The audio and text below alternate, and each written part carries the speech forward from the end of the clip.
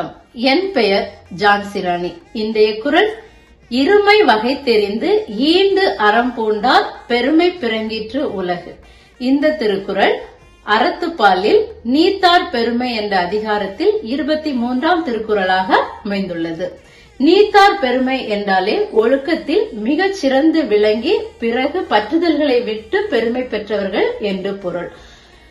இருமை வகை தெரிந்து என்றால் இரு வகையான நன்மை தீமைகளை நன்கு அறிந்து வைத்துக் கொண்டு, அதாவது எந்த ஒரு செயலை செய்வதற்கு முன்பும் அதனுடைய இன்ப துன்பங்கள் நன்மை தீமைகள் எல்லாவற்றையும் நன்கு அறிந்து வைத்துக் கொண்டு ஈண்டு அறம் பூண்டார், அதற்கு பிறகு யாரையும் பாதிக்காத வண்ணம் நல்ல செயல்களை செய்து பிறகு பெருமை பிறங்கிற்று உலகு. அப்படிப்பட்டவர்களுக்கு பெருமையும் புகழும் மதிப்பும் தானாகவே வந்து சேரும் என்பது இக்குறளுடைய பொருள்.